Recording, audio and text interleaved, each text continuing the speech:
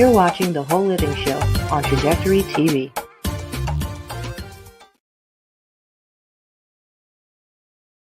Operate out of your dreams and your vision and not other people's expectation. Having breast cancer wasn't my choice, but the decision to live healthy so that I could stand before you here today, that's choice. You can choose this very moment to change your life from every perspective. Tracy Randolph was our speaker. She came back because so many people liked her first presentation. I was one of those people that joined her fitness group, and it made me a better leader. I grew up in a community, but they had limiting beliefs on what a little black girl could do.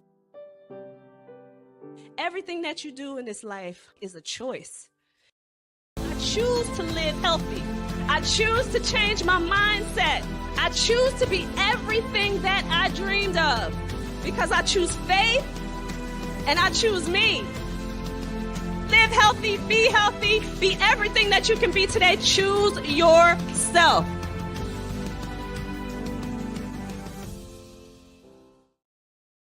Five years ago, the Power of We Symposium was created to provide a platform for kids from all sectors where they could have a safe and comfortable environment in which to share both their joys and concerns. The Power of We Symposium is proud to have served over 250 kids throughout Romania when we took our mission global back in May of 2023. Now, two teams of amazing volunteers from both the U.S. and Romania embarked on an 8-day Legacy of Hope tour, bringing encouragement and hope to not only the kids of Romania, but also the adults who support them, and also to over 100 kids here in the U.S. who contributed handwritten letters of hope to our Romania mission of 2023. Now, this year, we are proud to provide this opportunity yet again in October, and we are super excited to up our game. New venue, 750 kids this time, and we want to see you there. We're looking forward to meeting you in person at this year's event, which promises, as always, incredible speakers, amazing content, and of course, some of the greatest kids on the planet. So, mark your calendars for October 24th, and we'll see you here in Chicagoland for the Power of We Symposium 2024. This year's theme is Always Together, Never Alone. Tickets are available now on Eventbrite or at powerofwesymposium.com.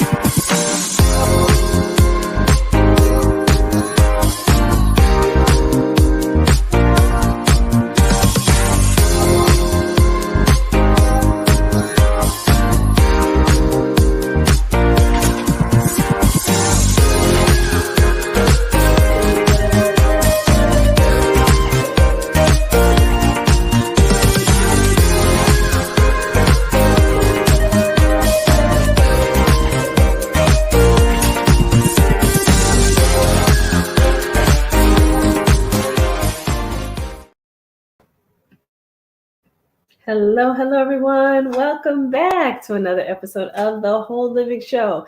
And tonight is a very special show. This is a crossover event with Fem Talk. We have Jeffrey Deskovic back this evening on The Whole Living Show to join me here to do a crossover here. But we're going to get into his compelling story. But I want to tell you about who he is first. Jeffrey Deskovic is an Esquire and MA. He is the founder of Jeffrey Deskovic Foundation for Justice, which has freed 14 wrongfully convicted individuals and helped pass 9 laws. And we're going to get into that as soon as we bring him in. But he's an advisory board member of the National Coalition Group. It Could Happen to You. Jeff sits on the Global Advisory Council of Restorative Justice International. He is the co-owner of the Recharge Beyond the Bars re-entry game, which facilitates formerly incarcerated people reconnect let them reconnect with friends and family. Jeff's motivation is he spent 16 years in prison, and we're definitely going to get into his story from age 17 to 32 before being exonerated by DNA. And he's going to give you the details there. A documentary short, Conviction, about his life after exoneration is available on Amazon Prime. So I would implore you to go watch it. But we do not want to delay bringing Jeffrey in. Want to get into this because this is a very, very important information for you and your families. So let's bring in Jeff, and I want you to give him a virtual round of applause. Hello, Jeff. Thank you so much for joining me again tonight. As mentioned, we had you on Fem Talk last night, and this is a crossover event this evening, but I wanted to really dive into your story again and give everyone some information about what took place and how you got convicted. Sure. I was wrongfully convicted of a murder and rape in Peekskill, which was in Westchester County. The wrongful conviction was caused by a coerced false confession, prosecutorial misconduct, fraud by the medical examiner, terrible public defender. Absolutely. So just talk about the process, because I think this is important. I know I was asking you last night as a mom, what we can tell our children when they're faced with what you went through. And I want you to tell people that story about how you were processed, how they took you through the process to get to that conviction. Sure. Well, I got on the police radar because in high school I was quiet. I was to myself. I didn't participate in a lot of organized sports, and that made me seem strange to the kids in the school. So in the course of the police investigation, they interviewed a lot of students, and some of them told the police they might want to speak with me because I didn't quite fit in. I guess their thought process was that people that are quiet to themselves commit heinous crimes. Yeah. But then an additional factor was that I was a sensitive teenager. This was my first brush with death, and I had an emotional reaction. And the police thought that being that I barely knew the victim, she was in two of my classes as a freshman, one as a sophomore. I knew her name, she knew mine. That was really the extent of it. We weren't even really on a high-buy basis. So they interpreted that as being suspicious. And then they got a psychological profile from the NYPD, which claimed to have the characteristics of the actual perpetrator, and I had the misfortune of matching that. So that's how I got on their radar. In terms of how they arrested me, so there was a 6 week time period in which half the time they would speak to me like I was a suspect, and the other half the time they would pretend like they needed my help to solve the crime. Prior to being a teenager, I dreamed about being a police officer when I grew up. And so when they, in these interrogations, when they would push too hard and I'd become frightened and want to get away from them, they would switch it up and they would pretend like I was their junior detective helper. They would say things like, the kids won't talk freely around us, but they will around you.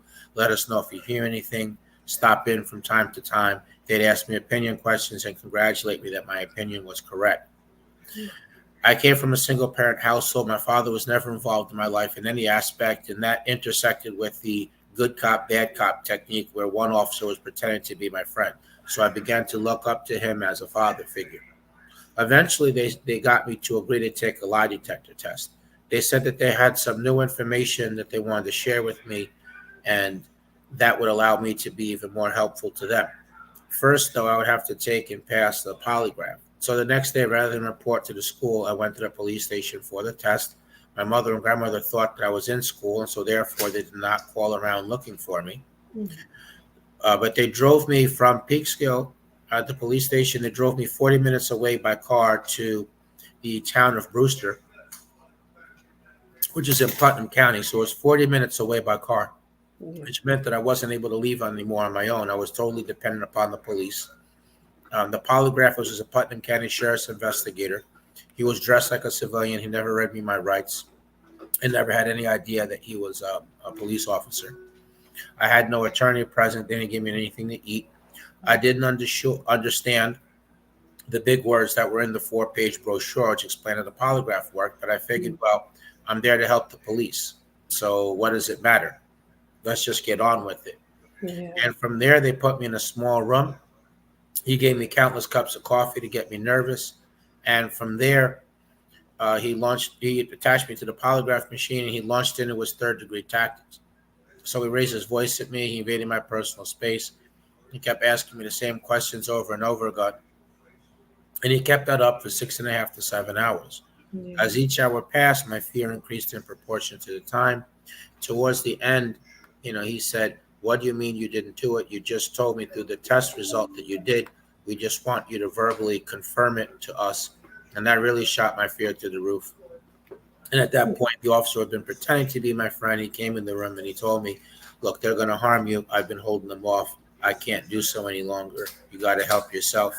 Then he said, "Look, just tell them what they want to hear. You can go home afterwards. You're not going to be arrested." Being young, naive, frightened, 16 years old, I wasn't thinking about the long term. I was just concerned with my safety in the moment. I was in fear of my life. The fact that I didn't know where I was and no one else did either loomed large in my mind. I was overwhelmed emotionally and psychologically. Then on one hand, the possibility of harm, and on the other, this false life preserver he threw me. So I took the out which he offered, and I made up a story based on the information that they gave me that day in the 6-week run up to it. By the time it was said and done, I had collapsed on the floor in a fetal position, crying uncontrollably. It wasn't videotaped. There was no audio recording, no signed confession, just their word for it. And when the cops came to court, they left a threat and false promise out of their testimony. I lost the trial, even though the DNA didn't match me. That was through the medical examiner committing fraud, claiming that, he found medical evidence that he forgot to document, that he said showed the victim had been promiscuous, which was a lie. And my lawyer basically didn't defend me, and I was found guilty, and I was given a 15 to life sentence. And as we talked about last night, I lost 7 appeals. I got turned down for parole, but ultimately was exonerated through further DNA testing through the DNA data bank, which identified the actual perpetrator, whose DNA was there because he killed a second victim 3.5 years later. Yeah, and I wanna just talk about, for the benefit of anyone, not just children, even though here you are underage, so it's enraging to just know that they did this to a child. But I want to talk a little bit about the psychological attack, right, and tactics that they used. I mean, every bit of it was so wrong. Just in terms of when you described how they took you 40 minutes away, noting that you're a child, you won't be able to get back to your home. There's no way for you to leave. Also, just the tactics in terms of leading up to that day and having you trust this one particular cop to coerce you into a confession, right? Just all of those tactics that they use to get you to that point because they wanted you to confess to a crime that you didn't commit. So talk to, the people out there who have faced that or could potentially face that, and what should they do? Well, I mean, it was, as part of the READ technique, which is an interrogation method that's prevalent in the U.S. A lot of the tactics the officers employed those against me. I mean, that had to do with putting me in an unfamiliar environment. One where they were in control, cutting me off from the outside, from ignoring denials, from trying to stop me from denying committing the crime, and then continuing on to interrogate me, even though I was asserting my innocence, just pretending like that wasn't even uttered. They have what's called minimization, where they try to make things sound like it's understandable. I would do that, and they suggested a scenario to me, and this was a jealousy thing. Is that what you did? That's what I would have done, and by making things more understandable, and then I mean, who gets punished for something that's understandable, right? I mean, so those are all part of the READ technique that was employed against me. So very important for parents, and I dare say even aunts and uncles and other people, big brothers, big sisters, and give proper instruction to the children that if the police want to speak with you, you should insist on a lawyer. That is the reason why they read you your Miranda warnings, and anything you say can and will be used against you in a court of law. You don't have to have a lawyer on retainer. If you can't afford an attorney, they will provide one for you. a lot of the innocence of suspects often works against them. They think that, well, if they're innocent, you don't know anything about the crime, then, why shouldn't you waive your rights and speak to the police? Because, what could possibly happen? But actually quite a bit could happen. They could coerce you, and that's what they did. That's what they did to me. People think, well, if I ask for a lawyer, then that's going to make me look guilty. But it's far worse to proceed without an attorney there. And lastly, people think that they can talk their way out of it. I mean, if the police have decided to arrest you, you are not going to be able to talk your way out of it. It doesn't matter what you say. So that's important to convey that. And just the related point, of if the police pull you over, if they stop you, and they ask for your consent to search your trunk, you don't give consent. You verbally say, officer, if you decide to search my trunk, you're doing it against my will. I do not consent to you searching my car. You just say that verbally. You don't be crazy and try to stop them physically. Okay, sure. You just verbalize that so that later on you can take it up in court. Coerced false confessions have caused wrongful convictions in 29% of the DNA proven wrongful convictions. And while adults have given coerced false confessions, particularly vulnerable youth, particularly vulnerable populations include youth and people with mental health issues.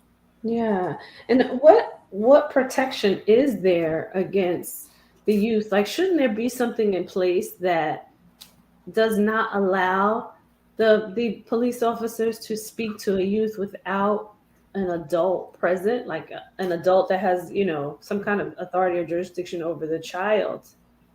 Well, there should be, and that's why myself and other advocates in the coalition group, It Could Happen to You, and other groups, I mean, we are pushing for the passage of a bill in New York, and there's similar measures that are considered in other states called the Youth Interrogation Act, which would mandate that 16 and 17-year-olds and kids younger than that would have a non-waivable right to counsel, that they would have to speak to a lawyer for that lawyer to explain to them what their rights are before they could then decide to waive them, keeping in mind that kids often don't understand their rights. I mean, I certainly didn't understand mine. And every time they came to that portion of the Miranda warnings where they said anything you say can and will be used against you in a court of law, I never understood what that meant. My mind went to what I saw on TV in different civil court contexts, and I remember thinking to myself, "Court, well, we're not going to court." But also videotaping interrogations from beginning to end. Videotaping interrogations from beginning to end. Right now in New York, they are required to videotape custodial interrogations, but there's unfortunately exceptions for sex offenses, homicides, and drug cases. So we're trying to get rid of those exceptions, and we have what's called the Youth Interrogation Act. Excuse me, not that. I said that already. I meant to say the Police Deception Bill, which would ban law enforcement from using deception in interrogations, because that's inherently coercive. Most people don't know that the police are allowed to lie to you when they're questioning you. Yeah, and there's so much wrong with this whole story, right? Like, talk also about like just the way the community treated it and how at every level, right? The police officers, the judge, the attorneys, because that's something for people to understand too. Like, when they're all working kind of in lockstep together to convict someone, I guess I'm going to say it this way, right? This is just my opinion, right? But just to pin the murder in this case, right, on someone, right, without really gathering all the evidence, maybe because of the pressure, whatever it was, whatever their reasoning was, but how they work in lockstep, and then what a person can do to try to mitigate some of the I guess the concerns or the convictions that'll come about. Like, how do you mitigate something like that when they're all working together and you don't have the knowledge or the resources to fight that whole system? Sure. So in terms of working, lockstep, there was a lot of pressure on the police. There was the whole city basically came to a stop. I mean, there was murders were rare, and parents were driving their kids to school and bringing them straight home. And there were periodic town hall meetings held where safety tips and updates and investigation were discussed. So the lockstep comes in at first on the police level. I mean, they coerced the false confession out of me. They fabricated a statement and attributed it to me. They claimed that I said that I didn't know if the perpetrator ejaculated or not, but that word wasn't in my vocabulary as a 16-year-old, and that only appeared in their police reports about the interrogation after the DNA didn't match me. And then after the DNA didn't match me, they went back in the field and they interviewed 17 witnesses who knew the victim in one capacity or another. All of them told the police that, she didn't have a boyfriend. There was no consensual sex. Then on the prosecutorial level, one day before officially getting the DNA test result from the FBI lab, the prosecutor rushed to the grand jury and to indict me, so that this way they didn't have to present the DNA evidence to the grand jury. And then on top of that, the medical examiner had been complained of in neighboring counties by law enforcement, and that information was never turned over, so we weren't able to attack his credibility that way. My own lawyer didn't defend me because he didn't explain to the jury the significance of the DNA not matching me. He never presented my alibi witness. He never cross-examined the medical examiner. He should have never represented me because this other youth that the prosecutor was falsely saying had slept with the victim was represented by another member of that same public defender agency, and specifically by the lawyer who's supposed to be supervising him on my case. So that conflict prevented the defense from asking him to give a DNA sample, prevented us from calling him as a witness.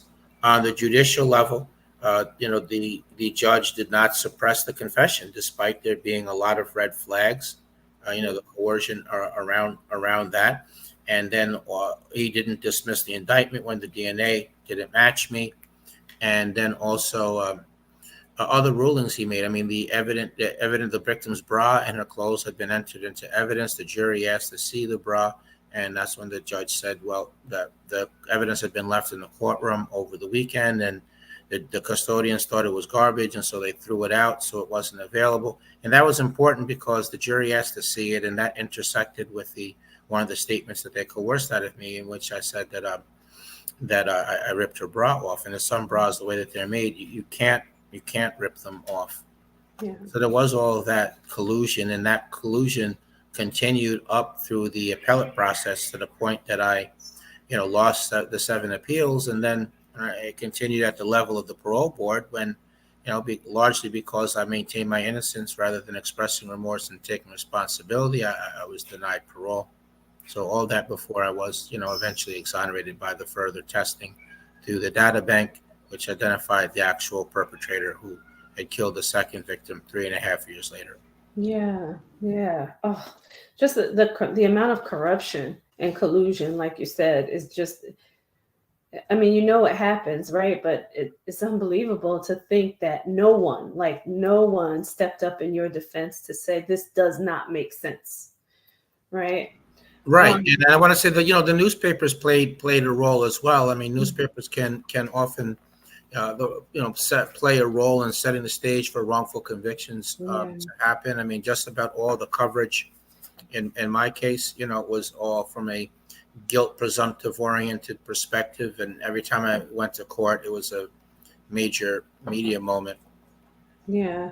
And it always seems like the reverse, right? It's supposed to be innocent until proven guilty, but it always seems like it's the reverse. Even though they say it's the other way around, I think that's just on paper. I think in reality, you're guilty until proven innocent. I think that's reflective in the way that newspapers write about things. I think that it's evident that way in terms of how judges typically rule. I don't think the juries, which are made up of just lay people, I don't really think they fully understand what the whole idea of, presumption of innocence means. I think there's a lot of misconceptions out there. I think that the jury simply thinks that they have to decide if someone is guilty or not. But before you even get to that point, you're supposed to also, or as part of that, you're supposed to consider whether or not, the prosecution has proven it. Do they have proof beyond a reasonable doubt? Because even if you think a defendant's guilty, if you don't think that prosecution has proven it, you're supposed to be found not guilty. I don't think jurors understand that. I don't think that jurors understand the idea that, if someone doesn't take the stand, then that's just because they chose not to. Their lawyer probably advised them not to. It doesn't mean that they're hiding something. And then, so that's another misconcept, the idea that someone's hiding something. And then lastly, just the common sense thought, right, which is actually wrong-headed. Well, obviously, if you didn't do it, they wouldn't have arrested you for it, right? Yeah. So all those concepts are working working like that, and I think that that's also reflective on the appeal process. The way that appeals are often rubber stamp denied. Whether you have the law and facts on your side, that only counts for maybe half. The other half is the judge going to give an objective and fair consideration? But the knee-jerk reaction, the rubber stamp deny, to often hide behind proceduralisms or making the most narrowest, deciding cases on the most narrowest of grounds. That's not consistent with a presumption of presumption of innocence, or even just basic fairness. Yeah. Oh, and it's so biased, right? Like when you think about how they handle things, it really is.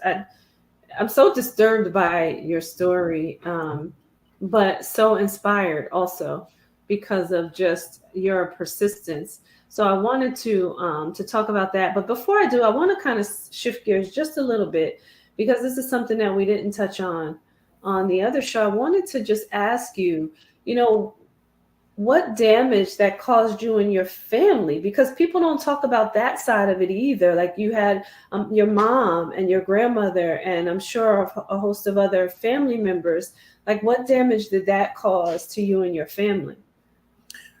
Well, my extended family rarely came to see me. There were a couple of sets of aunts and uncles that came, but then they would disappear for 3 years, and they'd visit and disappear for 3 years.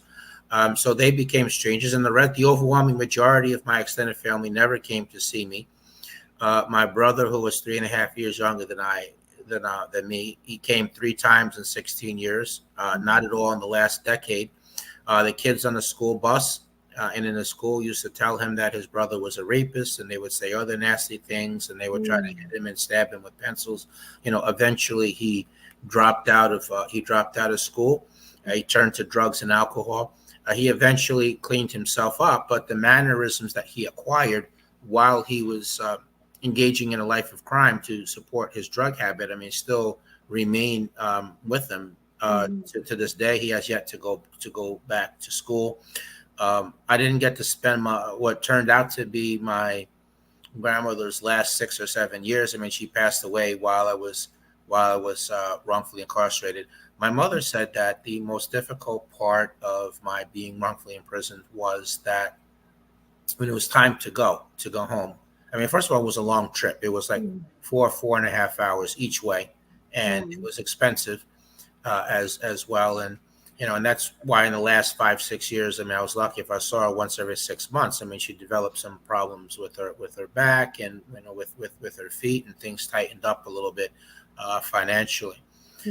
But aside from that, the most difficult part was that it was time to go. The visit was up, and she was going home, and she couldn't bring me with her, and she was well aware that the prison was violent. It was dangerous. It was a men's maximum security prison. I had been charged as an adult, so I was sentenced as an adult and sent to an adult maximum security prison.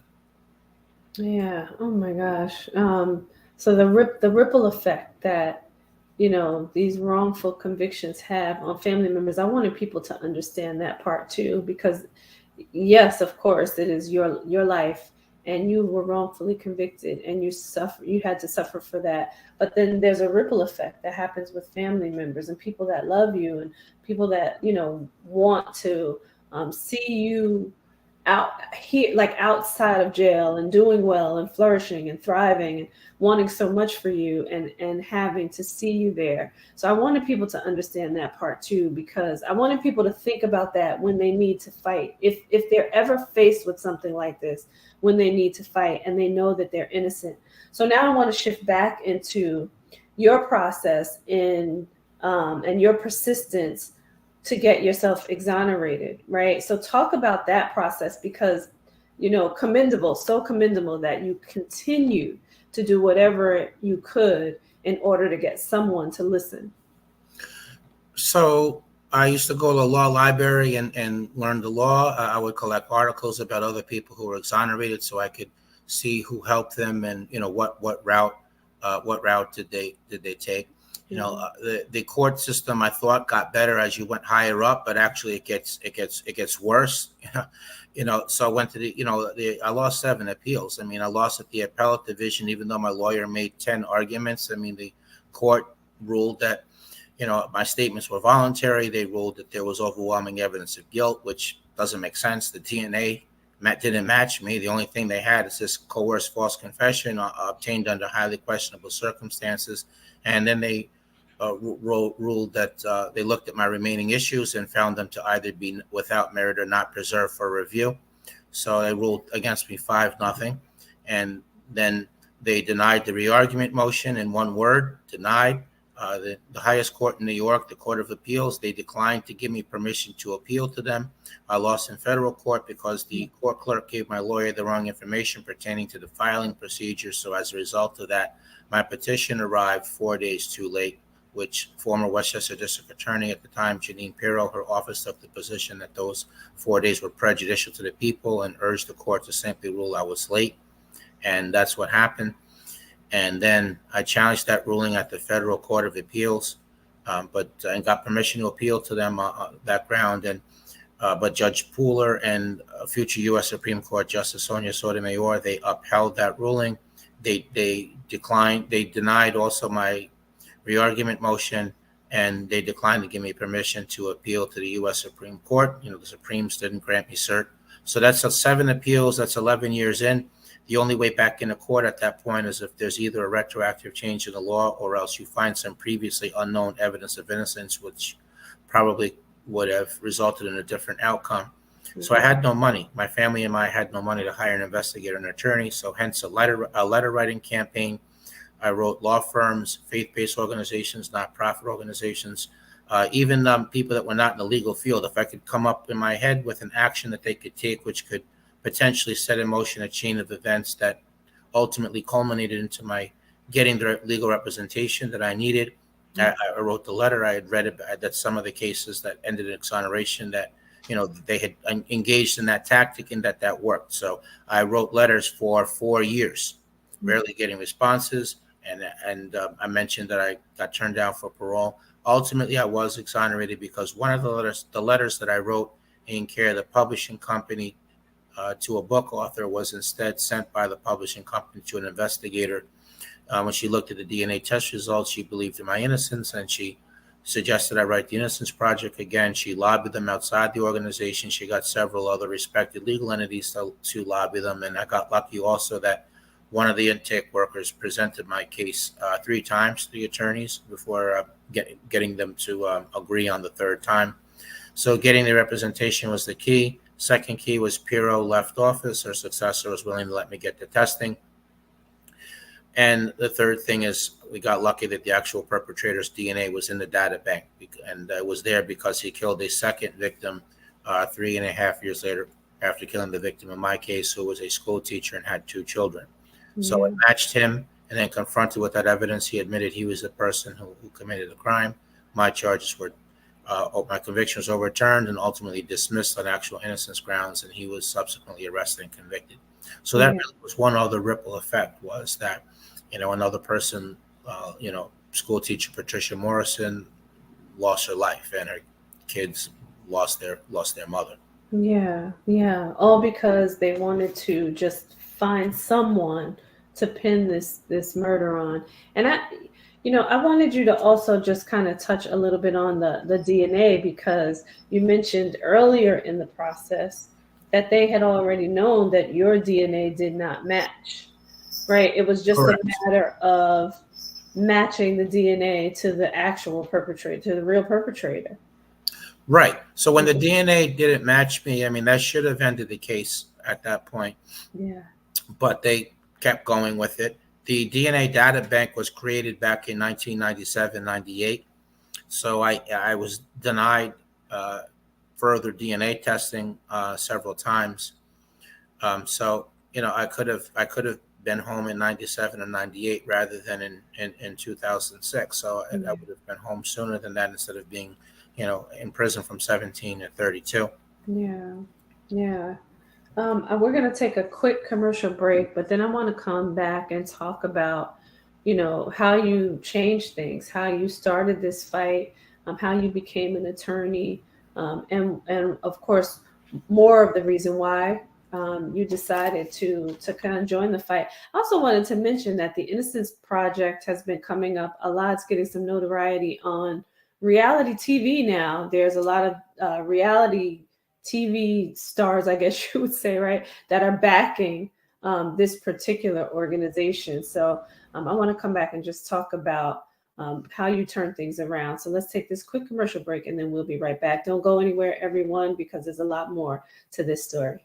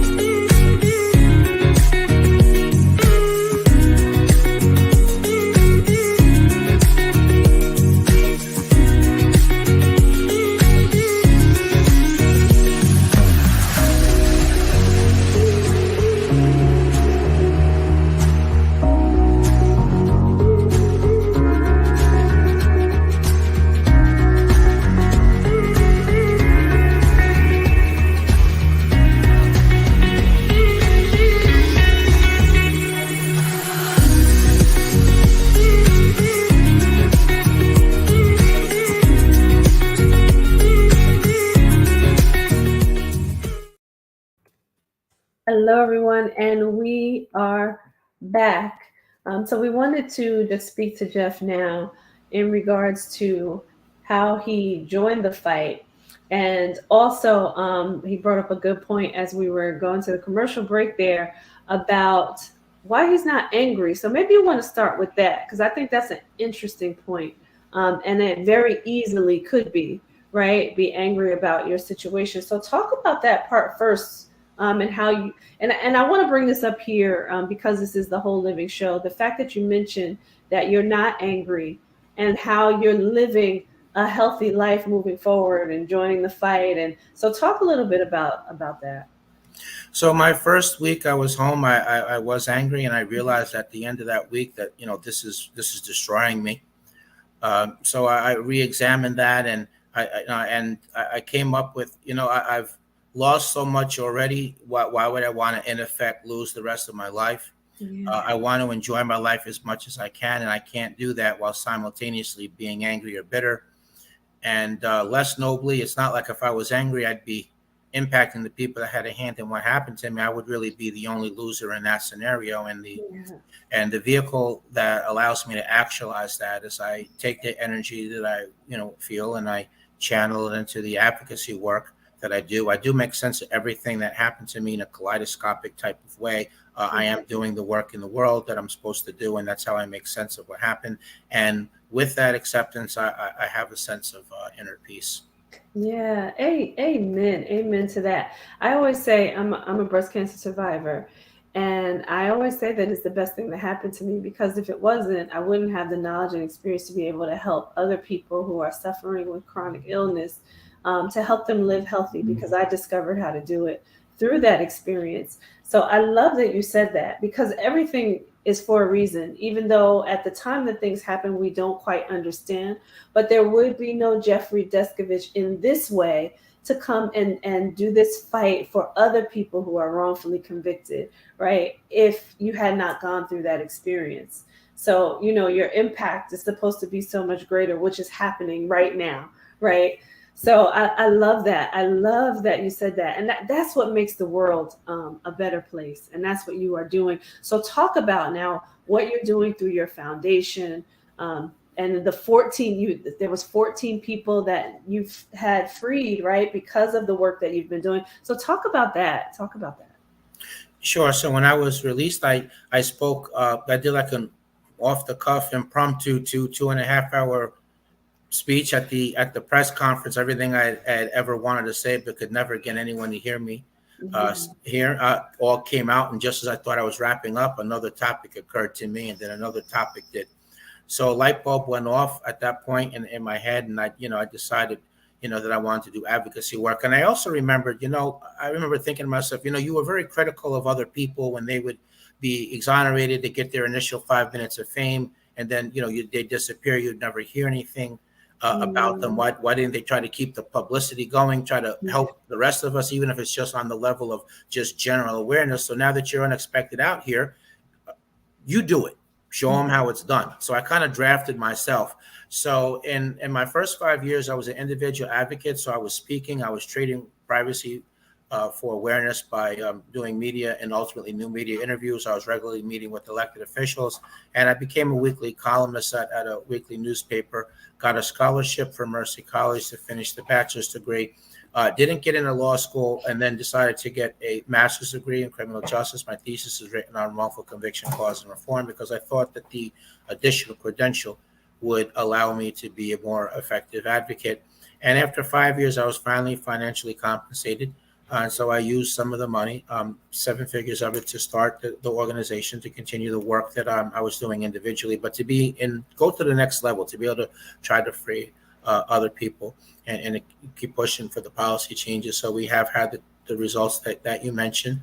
And at some point, I became not satisfied with sitting in the front row of the courtroom. I wanted to be able to sit at the defense table. I wanted to represent some of the clients. I wanted to make some of the arguments, and I made a second stab at getting into law school. And this time I got in, and I'm an attorney now, and that was all in pursuit of the dream of exonerating others as a lawyer. That dream took a major step towards reality a couple of years ago, where as co-counsel to lead attorney Oscar Michelin, we overturned Andre Brown's conviction, who had been in for 23 years. So currently the foundation is working on freeing 13 people. I'm co-counsel in 9 of those cases, and the other 4 are just foundation cases that I'm not an attorney in. And we're pushing policy in New York, Pennsylvania, and California. I already referenced the legislation in terms of the false confession stuff. That's the main things we're pushing in New York. In Pennsylvania, which is a border state to New York, they are one of 12 states that currently does not compensate exonerees. So we're working on passing compensation there. We've gotten a bill introduced on both the Senate and the Assembly side. So we're going to keep building support for that to try to pass that.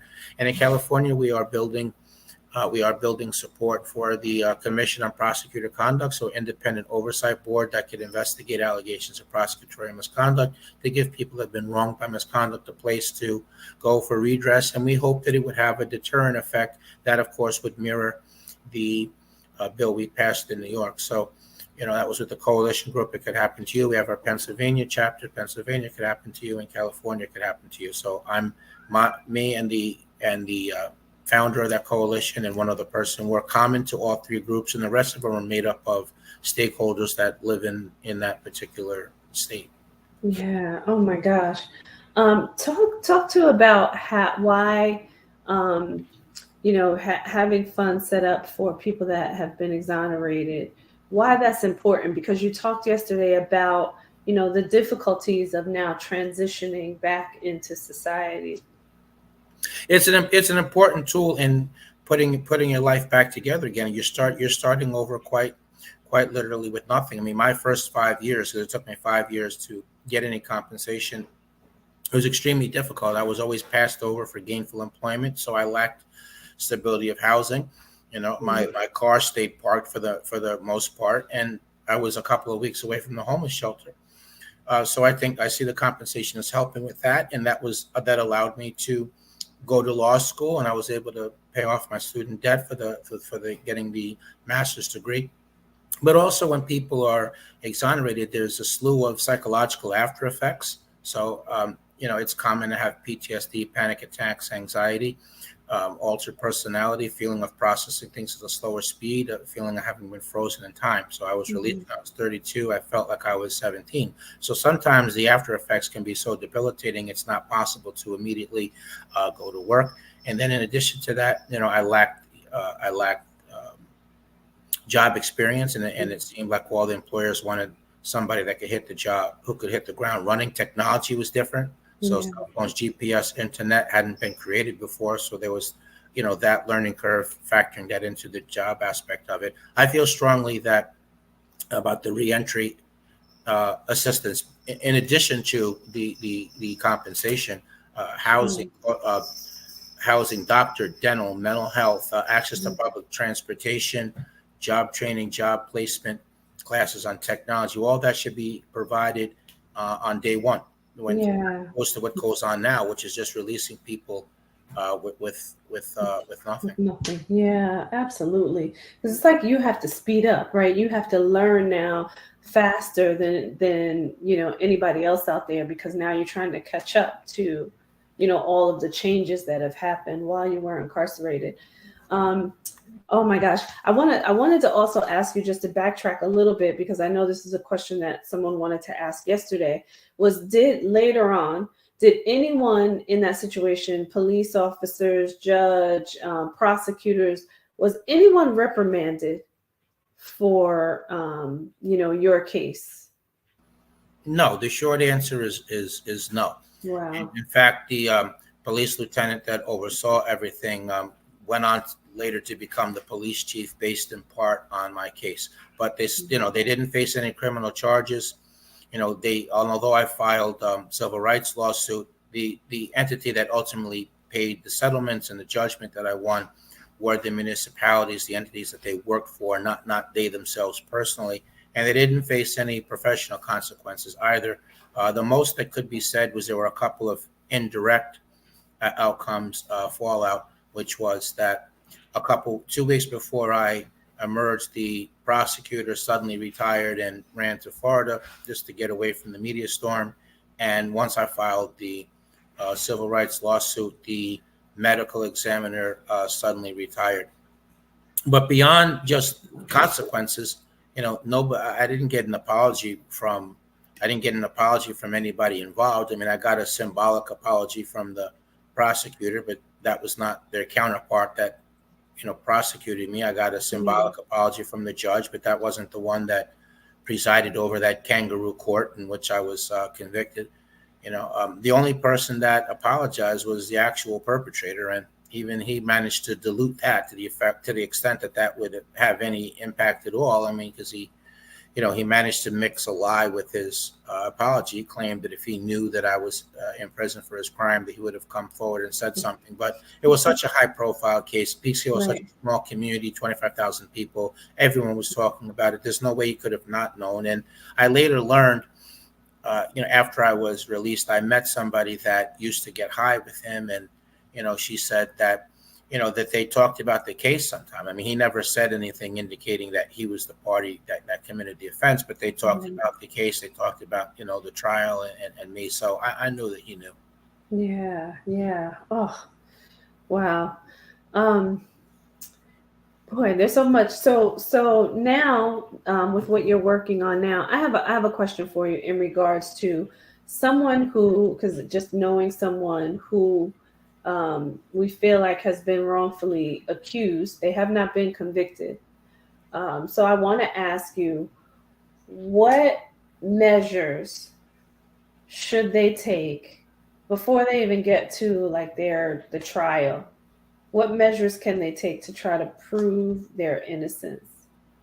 So they should, they should immediately try to think about, where were they, who were they with, did you buy anything with something that, let's say, a credit card or a debit card, something that would lead a record. I mean, look, that's very hard because most of the time, that the day a crime happened doesn't really mean anything to you if you didn't commit, unless there was something extraordinary that happened. I mean, I can't tell you where I was a year ago.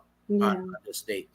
But if there's that, or if there's any evidence in your behalf, you definitely would want to bring it to the attention of your attorney, and to make sure that they go and speak. So I told to that person, like I told my lawyer, my alibi, who my alibi was, where I was, what I was doing, who I was doing it with, but I didn't follow up to make sure the lawyer spoke to the alibi. I really wasn't on top of my lawyer to find out, what is your strategy? What is your theory of the case? What's my defense going to be? How are you going to deal with this witness? Why are you going to deal with that witness? So I think that don't take a laid back approach.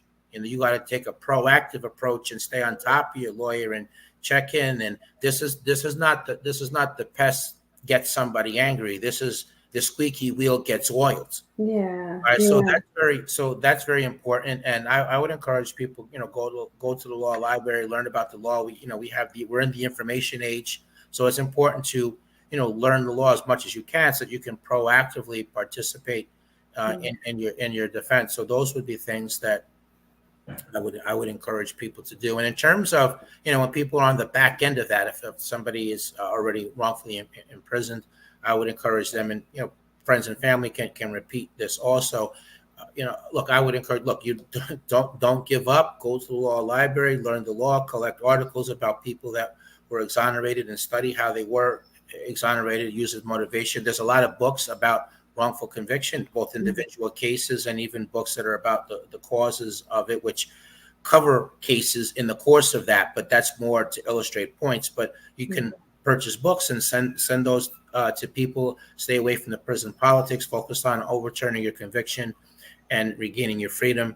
If you do find new evidence, don't waste it. Don't waste it by filing something pro se, which means on your own. Yeah, we've all heard amazing stories of people who wrote their own motion and they won, but that's few and far between. The overwhelming majority of people, that doesn't happen like that for them. I mean, so the courts are very hostile to pro se litigation, and those things are often denied as soon as they arrive. And you're creating more of a procedural thicket for any lawyer that you may end up with in the future. I mean, there's cases that the foundation has had to walk away from where we were convinced the person was innocent, but there was simply nowhere else left to go. The legal arguments were over. There was no more new evidence to find. It had been found. It had been argued pro se, but it not argued the right way, and it really wasn't given, a proper consideration.